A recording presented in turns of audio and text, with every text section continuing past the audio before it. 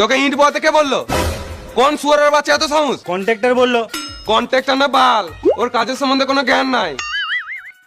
ওই তো কন্ট্রাক্টর।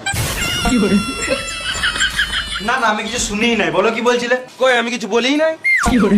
এই মারা, আমি আর ইট বাবু নাকি? না তোকে আর ইট বানানোর কোনো দরকার নাই, তোমার কোনগুলো বেছে দে।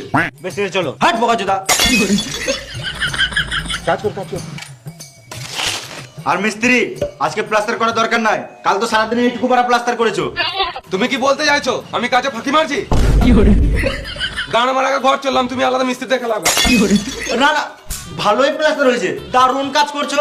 আমার মিস্ত্রি বলে কথা, খারাপ কাজ করলে হয়? সেটা বলো। আর আমি কি করব বললে না? এই মারা, একে আবার আলাদা করে বুঝাইতে হবে। আমরা দুজন মিলে কথা বলছি তো, তোকে বলে তুই বালু বুঝবি না।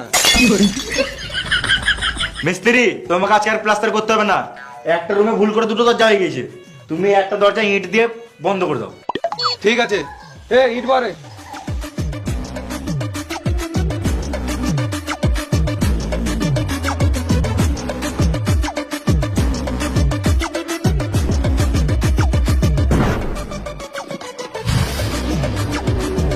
এই তো ইট বলতে কে বললো? মিস্ত্রি বললো। ই মানে তোর মিস্ত্রি তো আমি। তুমি না, মিস্ত্রি বললো। ওটাই তো বলছি রে মারা, তোর মিস্ত্রি তো আমি, তো ভেড়াচ্ছে তো আমি কখন বললাম? যার নাই কাজের ছিরি, সে নিজেকে ভাবে মিস্ত্রি। কি হলো রে? ইট বয়াচ্ছি দিয়ে বলছে কাকে বলে ইট বয়ালি? কে এই লেবারটা?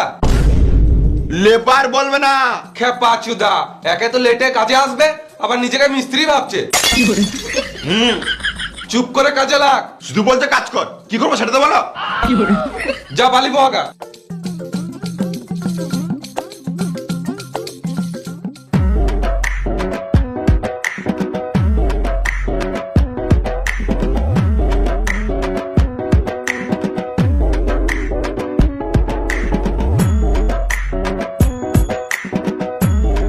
ছি ছি ছি ছি ছি ছি ছি ছি।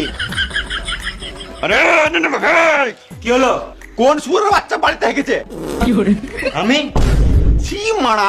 এতে আমার কোনো দোষ নাই, মিস্ত্রি বলেছে তাই আমি গেছি। খেপা চুদা, মিথ্যা বলছিস। আমি তোকে প্যাকেটে হেগে ঝোপে ছুটতে বলেছিলাম। আমি প্যাকেট পাই নাই, ওই জন্য বালিতে হেগে দিয়েছি।